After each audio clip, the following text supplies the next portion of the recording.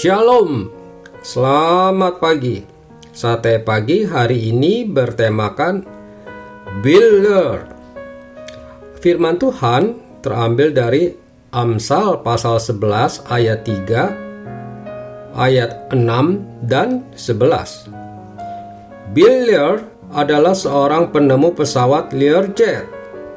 Pesawat kecil yang hanya bisa menampung 5-6 orang. Walau kecil, namun pesawat ini mampu terbang dengan kecepatan tinggi.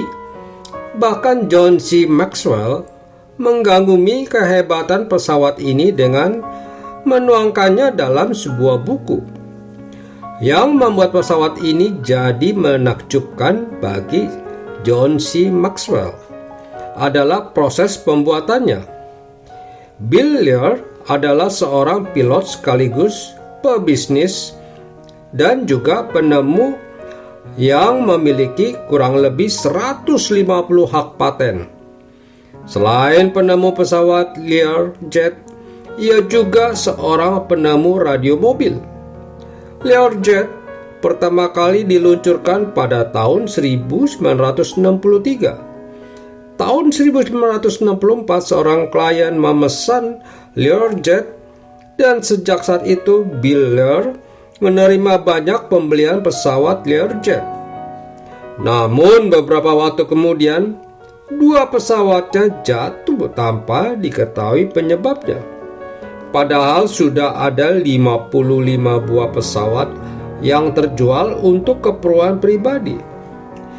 Bill Lear segera mengambil langkah menghubungi para pembelinya untuk tidak menggunakan Learjet hingga ia menemukan penyebab kecelakaan dua pesawat tersebut.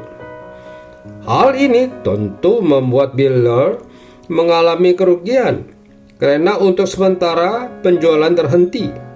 Tetapi ia lebih memilih rugi ketimbang orang lain kehilangan nyawa. Setelah diselidiki, Bill Lear menemukan penyebabnya, namun harus dibuktikan dengan menerbangkan pesawatnya terlebih dahulu. Ia sendiri yang harus melakukannya.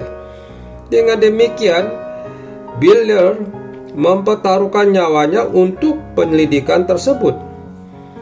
Uji coba pun dilakukan, dan pesawatnya juga hampir mengalami nasib yang sama dengan kedua pesawat yang jatuh.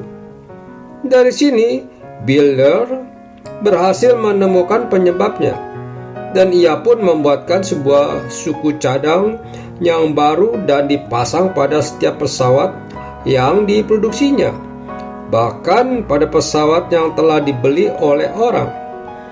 Tanpa disadari, ternyata ia telah menghabiskan waktu sekitar 2 tahun untuk penyelidikan tersebut.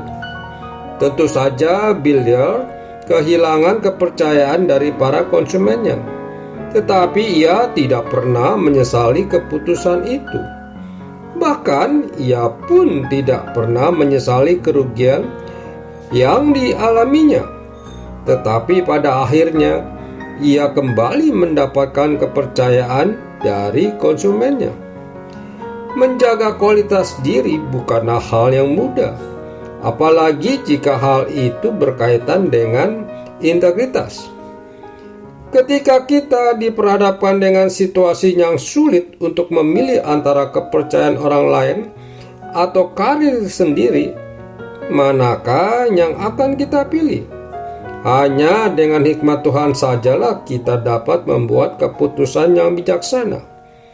Percayalah bahwa kerugian apapun yang kita alami demi menjaga integritas akan membawa kita pada keuntungan yang jauh lebih besar. Dan mereka mengabaikan integritas demi karirnya mungkin dapat menuai keuntungan untuk sesaat, tetapi selanjutnya akan kehilangan segalanya. Oleh sebab itu, tetaplah berpegang teguh pada prinsip menjaga integritas diri kita, sehingga kita dapat dipercaya oleh orang lain. Amin. Mari kita berdoa. Bapa Surgawi, Bantu aku untuk menjaga integritasku dengan baik, dengan tidak merugikan pihak lain. Di dalam nama Tuhan Yesus, aku berdoa. Amin.